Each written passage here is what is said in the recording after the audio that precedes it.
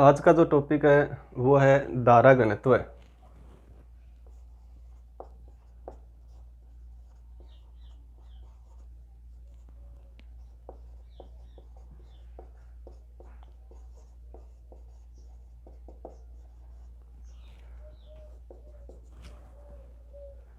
सबसे जो स्टार्टिंग में अपन ने पढ़ा था कि आवेश जो घनत्व है वो तीन प्रकार का होता है।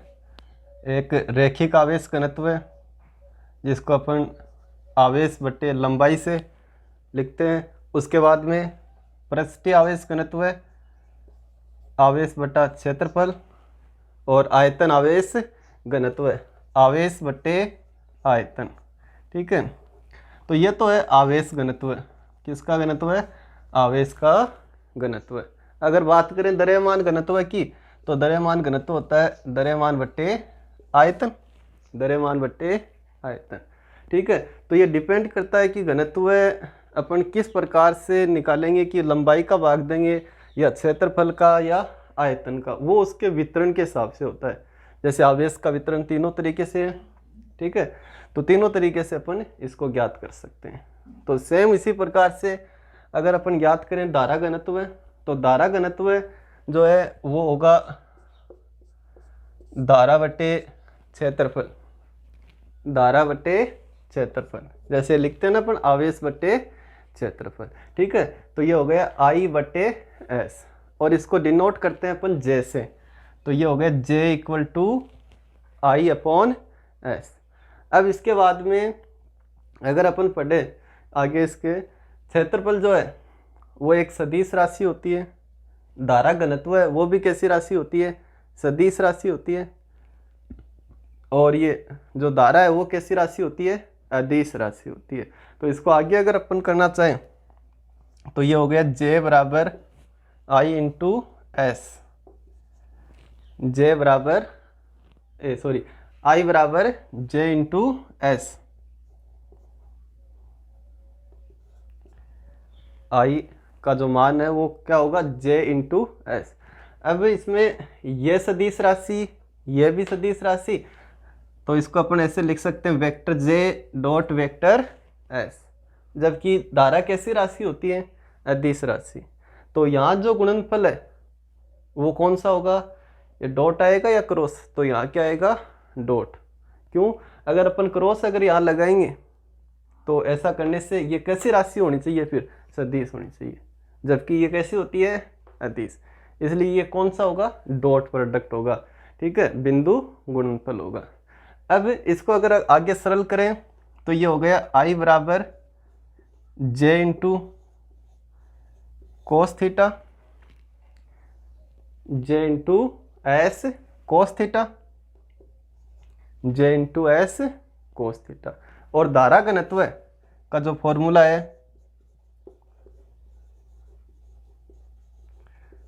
वो हो गया J equal to I upon S into cos theta, ये वाला।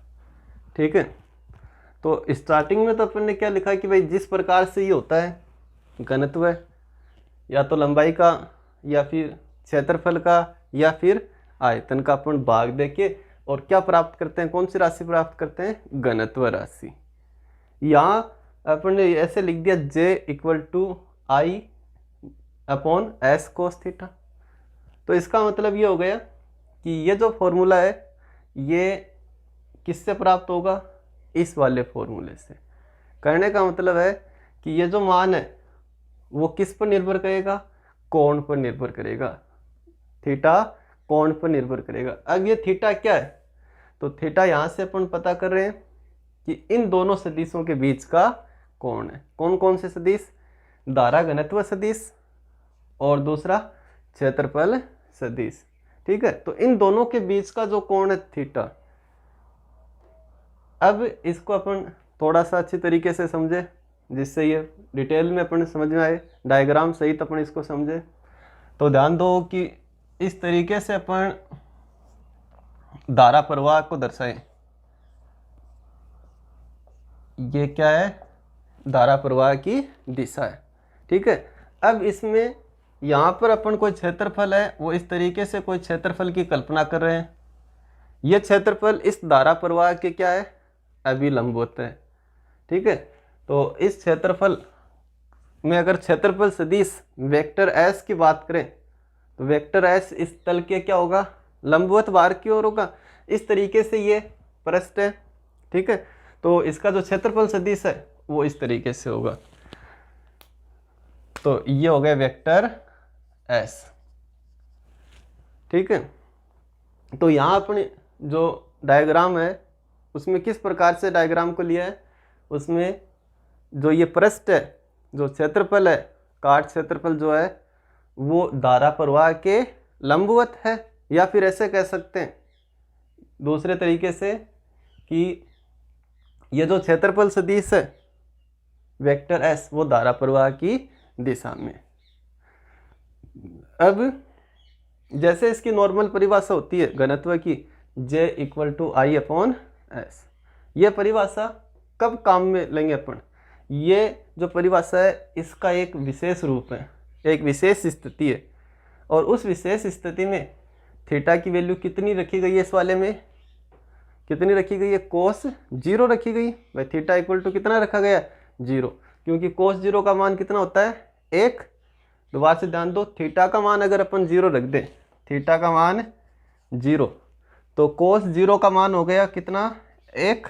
जैसे ही ये वाले वैल्यू यहाँ पुट करेंगे तो कौन सा फॉर्मूला आ जाएगा अपने पास में, J = I/S। तो मेन फॉर्मूला है धारा घनत्व का वो ये है, और उसकी एक विशेष स्थिति अगर लेके करें तो धारा घनत्व का ये सूत्र काम में लेंगे। लैंग्वेज के रूप में अगर इसको लिखें तो इस लैंग्वेज का मतलब क्या है, इस कुछ इस तरीके से कि थीटा का मान 0 है, इसका मतलब क्या हो गया, थीटा का मान 0। थीटा किस किस के बीच का कोण है, J और S। एक और इसमें आपको ध्यान देना होगा कि जो धारा घनत्व सदिश है, क्षेत्रफल सदिश की दिशा तो अपने को पता है उस तल के क्या होती है, लंबवत होती है। तो धारा घनत्व की जो दिशा होती है वो धारा की ही दिशा में होती है। ठीक है, जैसे यहाँ धारा प्रवाह की दिशा ये वाली है, भाई धारा प्रवाह की दिशा ये दर्शाई हुई है ना यहाँ पे, तो यही किसकी दिशा है, धारा घनत्व की दिशा है। ठीक है, तो अभी ध्यान दो, थीटा का मान 0, थीटा किस किस के बीच का कोण, J और S के। तो यहाँ ध्यान दो, ये J मतलब I की दिशा में होगा, तो ये तो J की दिशा हो गई और यही S की दिशा हो गई।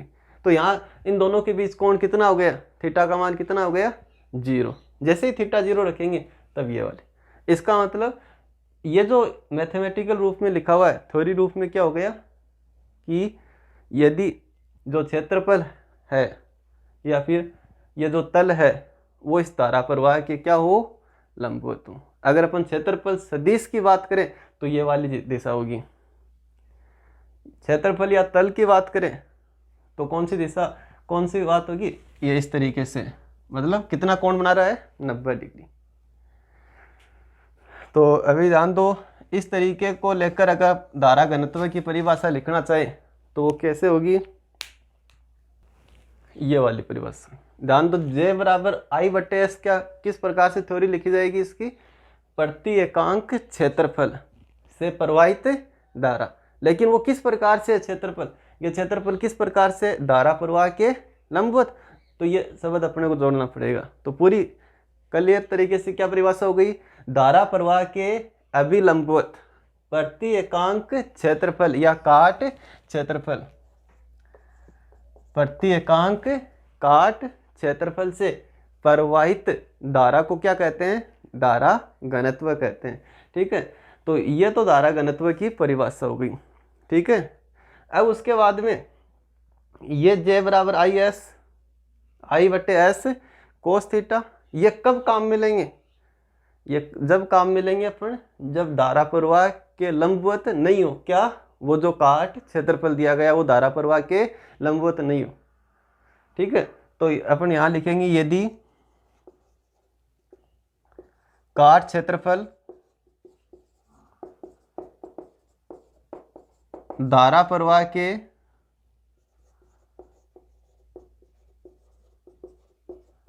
अभिलंबवत न होकर के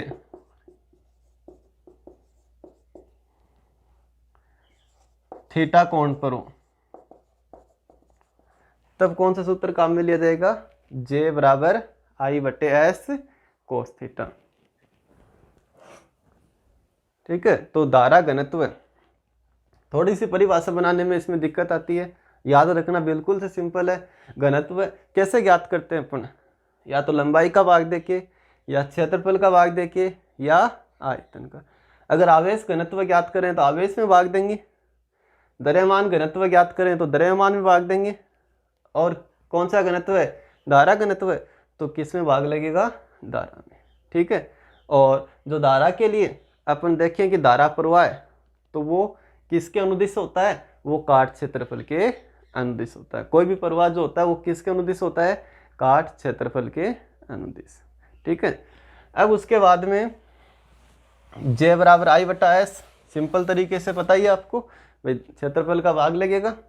लेकिन ये तभी अपन काम में ले सकते हैं जब वो जो क्षेत्रफल है वो उस धारा से कितना क्या हो, लंबवत हो, 90 डिग्री कोण बना रहा हो, उस समय ये अपन काम में लेते हैं।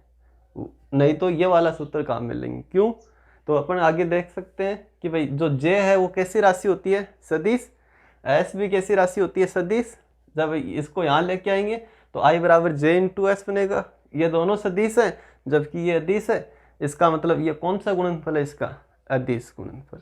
जैसे ये अदिश गुणनफल करेंगे तो ये क्या आ जाएगा, इसके साथ में कोस थीटा आ जाएगा। अब इसके मात्रक और विमा के बारे में अगर पढ़ें अपन कि धारा घनत्व का मात्रक और विमा क्या होता है,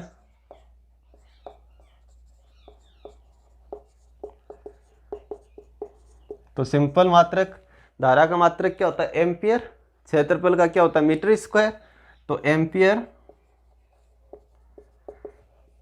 पर मीटर स्क्वायर, ये इसका मात्रक हो गया। और विमा का फॉर्मूला अगर अपन बनाना चाहें इसके लिए, तो विमा के लिए A की पावर कितनी हो गई, 1, और L की पावर कितनी हो गई, -2, तो L -2 और A 1, ये इसका क्या होता है, विमा का फॉर्मूला। और धारा घनत्व कैसी राशि है, धारा घनत्व सदिश राशि है। कैसी राशि है, सदिश राशि। ठीक है, उसके बाद में अगर इसकी दिशा, तो इसकी दिशा अपन जैसे यहाँ मैंने बताई थी, धारा घनत्व की जो दिशा होती है कैसे लेते हैं, उस धारा प्रवाह की दिशा के अनुदिश लेते हैं। तो और आगे लिख सकते हैं, इसकी दिशा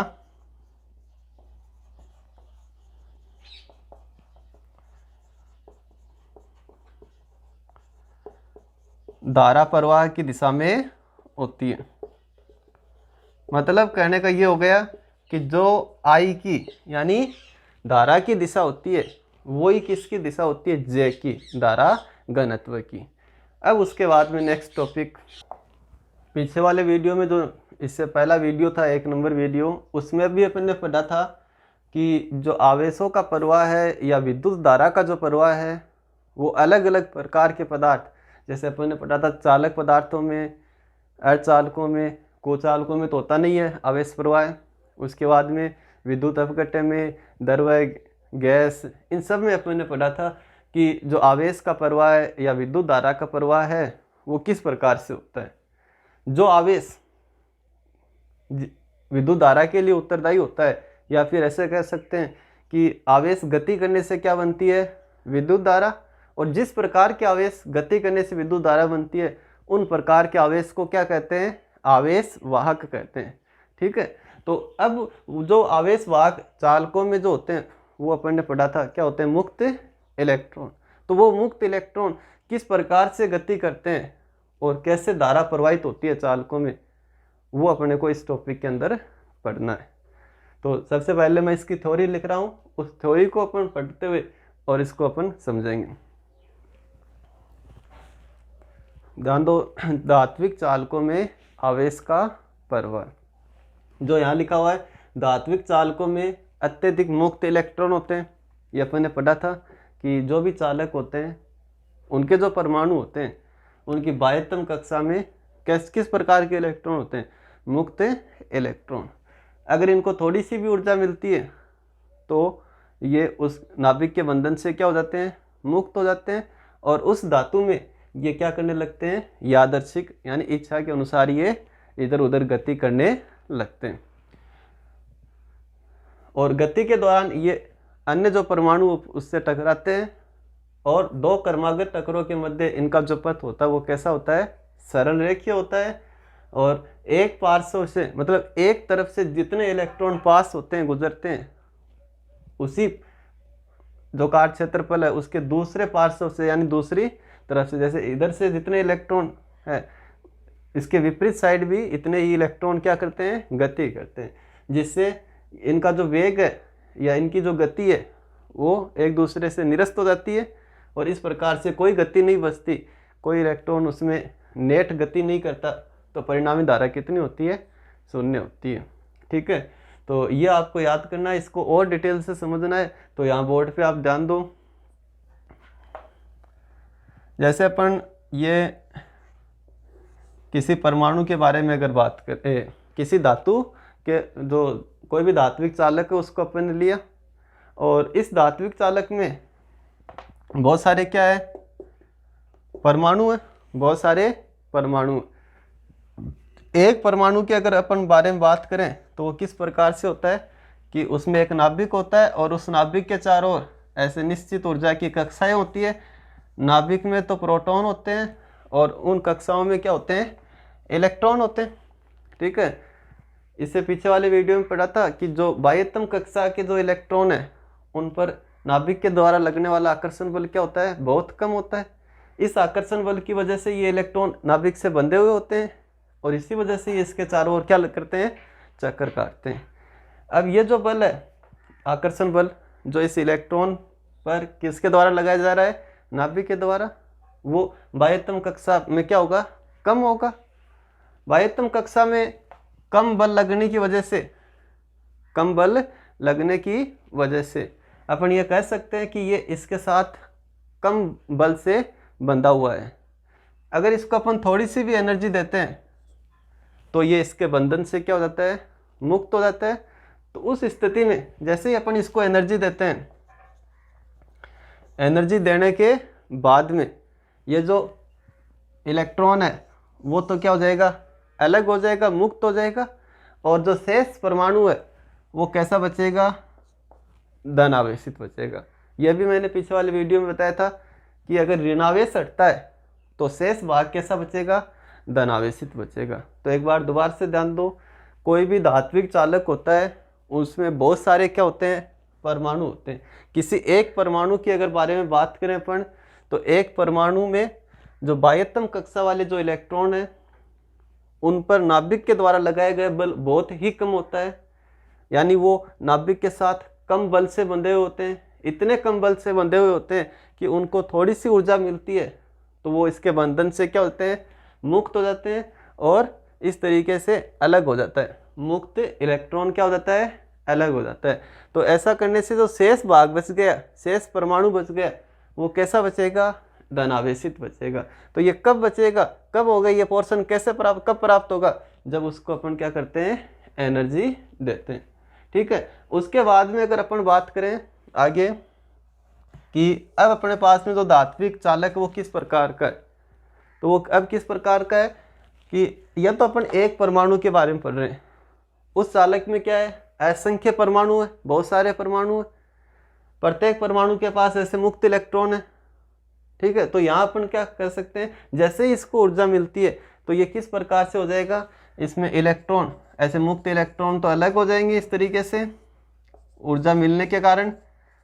ठीक है, और यहाँ अपन धनावेशित भाग भी दर्शा सकते हैं। जो शेष परमाणु बचता है वो कैसा बचेगा, धनावेशित बचेगा। किस प्रकार का बचेगा, वो धनावेशित बचेगा। तो इस तरीके से अपना होता है। अब ये अपने को ध्यान देना है कि ये जो ऊर्जा है, अगर अपन थोड़ा सा इसको समझें कि किस प्रकार से ये जो ऊर्जा है वो इस परमाणु के जो इलेक्ट्रॉन को प्राप्त होगी और उसकी वजह से ये बाह्यतम कक्षा वाले इलेक्ट्रॉन है वो नाभिक के बंधन से मुक्त हो जाएंगे। तो ये अपने को समझना है कि ये एनर्जी, तो ये एनर्जी, इसको अपन बहुत ही सिंपल तरीके से, एक आसान सा तरीका है, ठीक है, सिंपल तरीका एनर्जी प्राप्त करने का इनका, वो है तापीय ऊर्जा। कौन सी ऊर्जा है? तापीय ऊर्जा। ये तापीय ऊर्जा जो इसको दी जाएगी वो एक नेचुरल घटना है, प्राकृतिक घटना है। और वो किस प्रकार से? तो इसको समझने के लिए थोड़ा ध्यान दो कि जो सबसे कम, जो नेचर में कम से कम जो ताप हो सकता है उसका मान होता है 0 केल्विन। कितना होता है? 0 केल्विन। 0 केल्विन का मतलब कितना हो गया?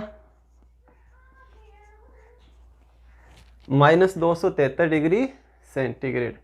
दोबारा से ध्यान दो, नेचर में कम से कम ताप कितना संभव होता है?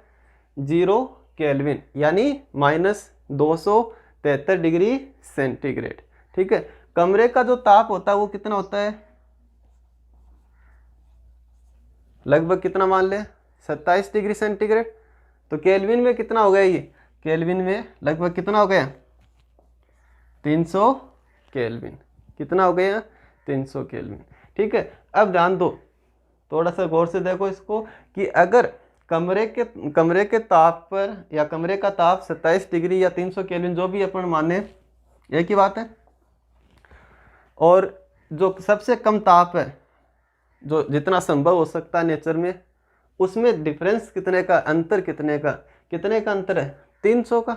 कितने का अंतर है? 300 का। तो ये जो अंतर है ये काफ़ी होता है।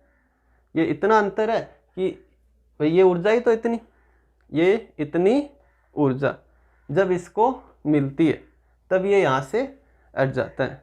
तो अब अगर नहीं समझ में आया तो एक और इसको सिंपल तरीके से अगर अपन समझने की कोशिश करें कि जैसे अपन कोई नॉर्मल सी थोड़ी सी गर्म वस्तु के अगर बारे में बात करें, ठीक है, जैसे मान लो कोई गर्म वस्तु है और उसका ताप 50 डिग्री सेंटीग्रेड।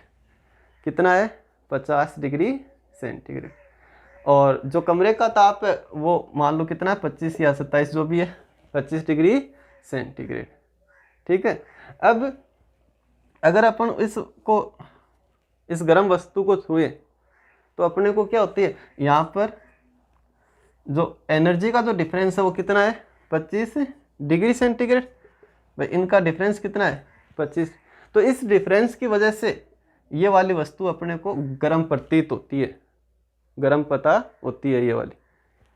तो ये जो ऊर्जा अपने को महसूस हुई वो क्या है? वो ये डिफरेंस है।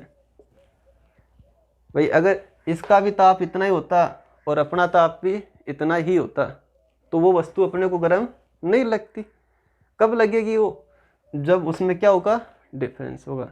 वो गर्म लगती है, इसका मतलब अपने को किसका क्या प्राप्त हो रही है? वहाँ पे ऊर्जा। क्या प्राप्त हो रही है? उससे ऊर्जा प्राप्त हो रही है। ठीक है। तो अब ध्यान दो कि ये तो अपन इस एग्जाम्पल की बात करें इसको समझने के लिए, तो यहाँ कितने का डिफरेंस है? 300 केल्विन। कितने का है? 300। और यहाँ इतने से भी अपने को ये पता चल जाता है, और यहाँ इस ऊर्जा को अपन महसूस कर सकते हैं कि भाई ये ऊर्जा बहुत ज़्यादा है। ये ऊर्जा क्या है? बहुत ज़्यादा। तो ये कल्पना अपन कर सकते हैं कि ये जो डिफरेंस वाली ऊर्जा है वो कितनी ज़्यादा होगी। वो कितनी भी ज़्यादा हो, लेकिन वो यहाँ इतनी है, यहाँ पर्याप्त है कि ये इलेक्ट्रॉन उस ऊर्जा को क्या कर सकता है? ग्रहण कर सकता है, और इस नाभिक के बंधन से क्या हो सकता है? मुक्त हो सकता है। तो ये जो तापीय ऊर्जा देने का जो तरीका है वो अपने द्वारा प्रोवाइड करने की ज़रूरी नहीं है, ये नेचुरली संभव है, प्राकृतिक रूप से संभव है। ठीक है। तो ये प्रोसेस करवाने की ज़रूरी नहीं होती, कहने का अर्थ ये। तो कहने का मतलब है कि कोई भी चालक है, कोई भी धात्विक चालक है, वो अपने को किस प्रकार से प्राप्त होगा? ऐसा प्राप्त होगा। ठीक है। भैया तो अपन ने समझा है कि इस तरीके से ऐसे ऐसे होना चाहिए, लेकिन वास्तविकता में वो किस प्रकार से विद्यमान रहता है? इस प्रकार से।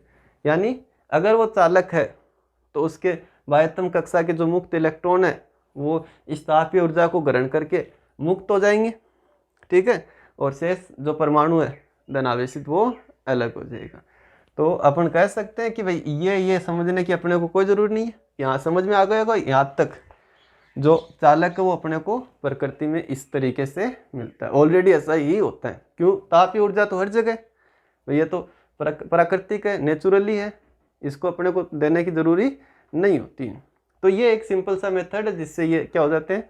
अलग अलग हो जाते हैं। अब उसके बाद में आगे ध्यान दो,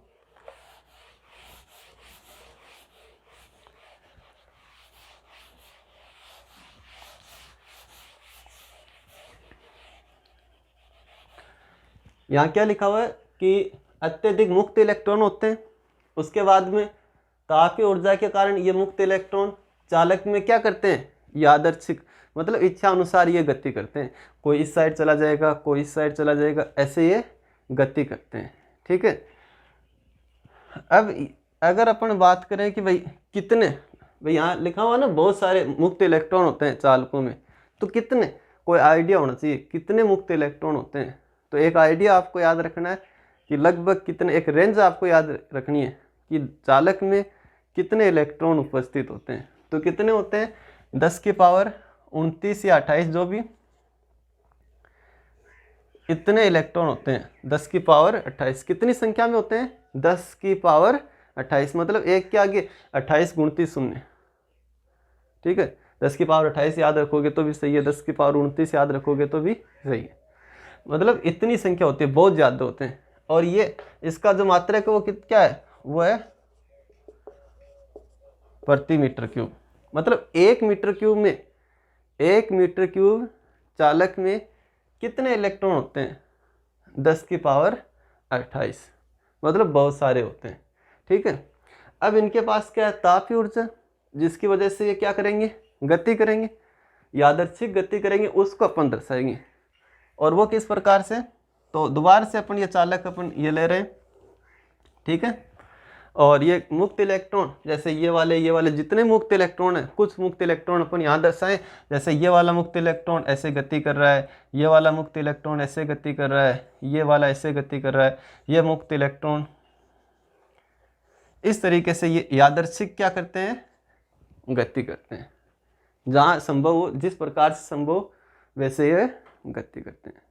उसके बाद में गति के दौरान ये आपस में क्या करते हैं, टकराते हैं, आपस में टकराते हैं। ये परमाणु बचे हुए हैं, शेष परमाणु बचे, उनसे भी ये क्या करते हैं, टक्कर करते हैं। और टक्कर, दो क्रमागत टक्करों के बीच का पथ कैसा होता है, सरल रेखीय होता है। तो अब उस पथ को अपने को दर्शाना, उस टक्कर के पथ को दर्शाना। ये सारे इलेक्ट्रॉन जितने भी है वो सब गति के दौरान परमाणुओं से क्या करते हैं, टक्कर करते हैं। तो एक इलेक्ट्रॉन अगर अपन यहाँ लें, एक इलेक्ट्रॉन लें और उस एक इलेक्ट्रॉन से समझे कि किस प्रकार से वो टक्कर करते हैं अन्य परमाणुओं से, और जो पथ है वो कैसे होता है। तो जैसे अपन ने ये एक इलेक्ट्रॉन लिया, यहाँ सिर्फ एक इलेक्ट्रॉन, और एक इलेक्ट्रॉन लिया और ये मान लो इस तरीके से ये ऐसे गति कर रहा है और यहाँ तक गति कर रहा है। उसके बाद में ये इस परमाणु से ये क्या करता है, टक्कर करता है। टक्कर के बाद में ये अपनी दिशा क्या कर लेगा, चेंज कर लेगा। तो मान लो ये इस तरीके से ऐसे, फिर ये यहाँ पहुँचने के बाद में किसी परमाणु से टकराता है। उसके बाद में इस तरीके से अपन ये समझ रहे हैं, ऐसे कुछ भी ऐसे, इस तरीके से ये प्रत्येक जो इलेक्ट्रॉन है वो अन्य परमाणु से क्या करता है, टक्कर करता है। अब आगे ध्यान दो, ये तो एक इलेक्ट्रॉन के बारे में समझा, सारे इलेक्ट्रॉन क्या करते हैं, अन्य परमाणुओं से टक्कर करते हैं। तो सबके अगर बारे में बात करें तो ये किस प्रकार से हो गया, जैसे अपन एक पथ को दोबारा बनाए कि ये इलेक्ट्रॉन इस परमाणु से टक्कर कर रहा है, फिर वापस इस परमाणु से टक्कर कर रहा है, उसके बाद में इस वाले से, उसके बाद में इस वाले परमाणु, फिर इस वाले परमाणु। ऐसे ही दूसरे इलेक्ट्रॉन के बारे में अगर बात करें अपन, तो जैसे ये कोई दूसरा इलेक्ट्रॉन है, ये यहाँ परमाणु से टक्कर करता है, फिर यहाँ से, फिर यहाँ से, फिर यहाँ से, फिर ऐसे ऐसे सारे ये क्या करते हैं, टक्कर। तो इस तरीके से अपन समझ सकते हैं कि किस प्रकार से होगा, इस तरीके से कोई इधर आएगा, कोई इधर जाएगा, कोई इधर आएगा, कोई इससे टकराएगा। तो वो कैसा पथ हो गया, ये किस प्रकार का टोटल अगर अपन गति देखें तो किस प्रकार से हो गई, ये कैसा व्यवहार हो गया यहाँ पे, जिग जैग कैसे बोलते हैं इसको, कैसे स्ट्रक्चर अपने को ये बोल सकते हैं इसको, जिग जैग मतलब टेढ़ा मेढ़ा। समझ आ रहा है ये भाई, हमने ये तो यहाँ तो एक इलेक्ट्रॉन की जो टक्कर है उसके बारे में पढ़ा है, सारे इलेक्ट्रॉन अन्य परमाणु से क्या करते हैं, टक्कर करते हैं। तो किस प्रकार से कैसा बनता है यहाँ पे स्ट्रक्चर, जिग जैग स्ट्रक्चर बनता है। अब अपने को ये देखना है कि दो क्रमागत टक्करों के मध्य पथ कैसा होता है, सरल रेखीय। कैसा पथ है ये, सरल रेखीय। फिर से कैसा हो गया, सरल रेखीय। इन दो टक्कर के बीच में कैसा हो गया, सरल रेखीय हो गया। उसके बाद में आगे ध्यान दो कि अगर अपन इस पूरे चालक की बात करें और कोई एक काट क्षेत्रफल ले, तो उस काट क्षेत्रफल के एक पार्श्व मतलब एक भाग से जितने इलेक्ट्रॉन प्रवाहित होते हैं, उस काट क्षेत्रफल के दूसरे भाग से दूसरी तरफ से भी उतने इलेक्ट्रॉन क्या होते हैं, प्रवाहित। यहाँ बहुत सारे इलेक्ट्रॉन है, बहुत सारे क्या है, इलेक्ट्रॉन है। तो जैसे मान लो अपन आगे यहाँ समझ रहे हैं कि इस दिशा में 1 मिलियन, मान लो कितने, 1 मिलियन इलेक्ट्रॉन प्रवाहित हो रहे। तो अपन ये भी समझ सकते हैं ना कि इधर भी लगभग कितने होने चाहिए, 1 मिलियन। ऐसे ही मान लो इस साइड कुछ है तो इस साइड भी उतने ही, ठीक है, जितने इस साइड उतने ही इस साइड। तो नेट प्रवाह बचा क्या यहाँ पे, कोई नेट प्रवाह है नहीं बचा, कोई नेट प्रवाह यहाँ नहीं बचा। तो यहाँ कोई धारा स्थापित होगी क्या, कोई धारा स्थापित नहीं होगी। क्यों, क्योंकि यहाँ जो परिणामी वेग है वो कितना हो गया, 0 हो गया। तो अपन इस तरीके से यहाँ लिख सकते हैं कि भाई अगर इसका वेग u1 है तो इसका वेग कितना मान लिया, u2, इसका वेग कितना, u3, और इसका कितना हो गया, u4, ऐसे u5, u6 और कितने मान लिया, un।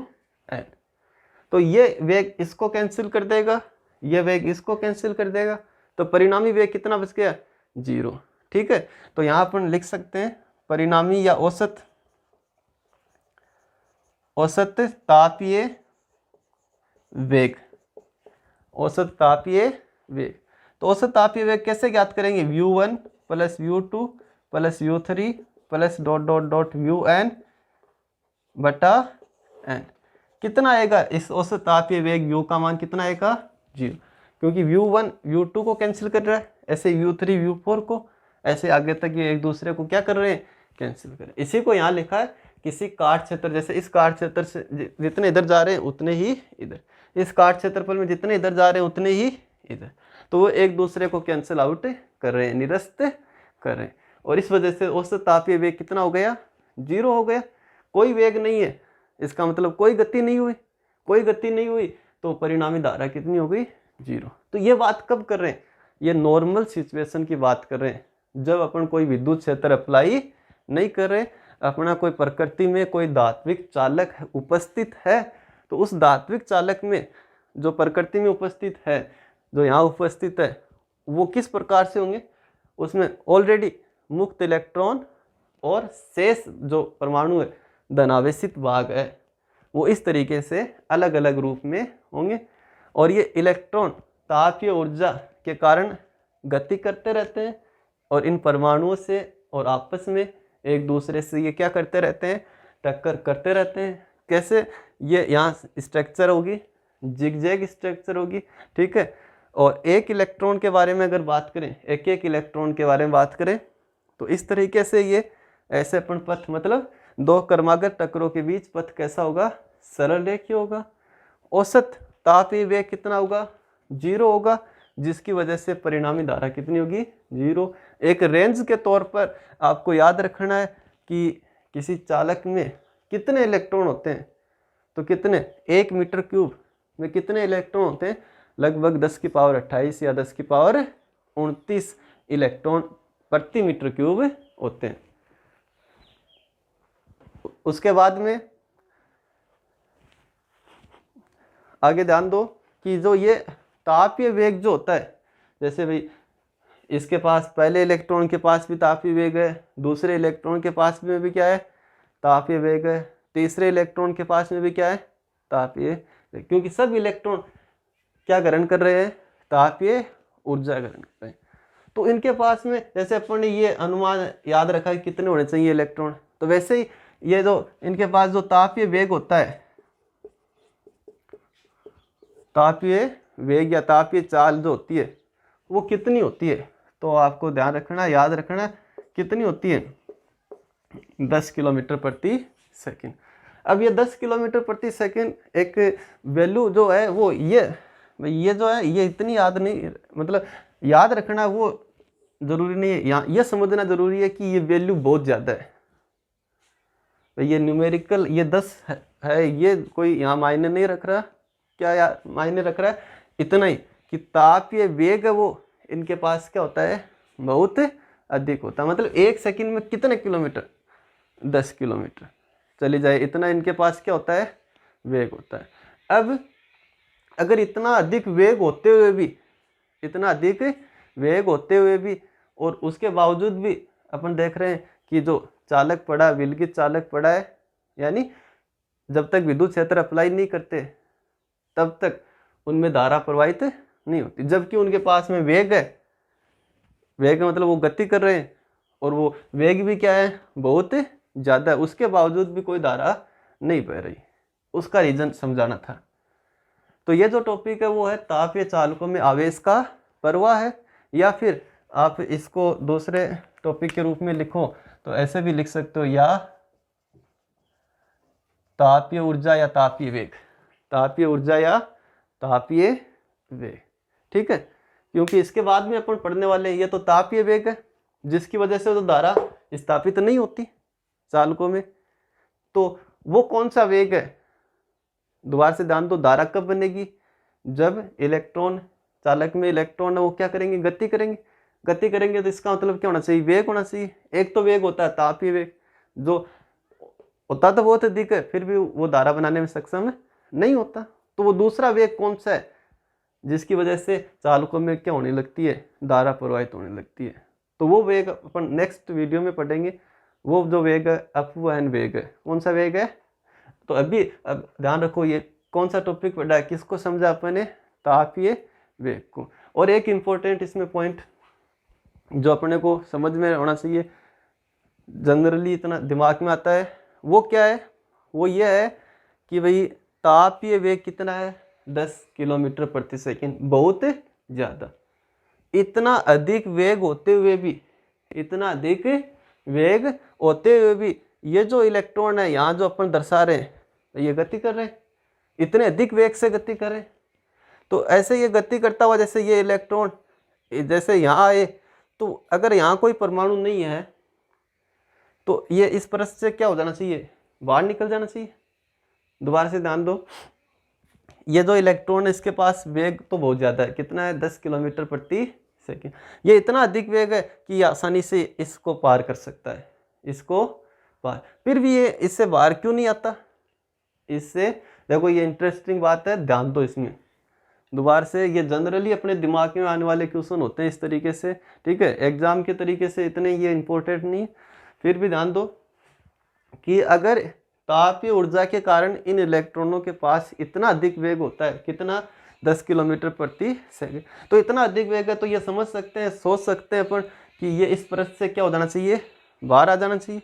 और जैसे ही मान लो यहाँ तक आया, यहाँ कोई परमाणु नहीं मिला, तो ये बिना टक्कर करे ये क्या हो जाना चाहिए, बाहर आ जाना चाहिए। बाहर क्यों नहीं आता, बाहर क्यों नहीं आता, यह तो अपन समझ सकते हैं कि बाहर नहीं आता।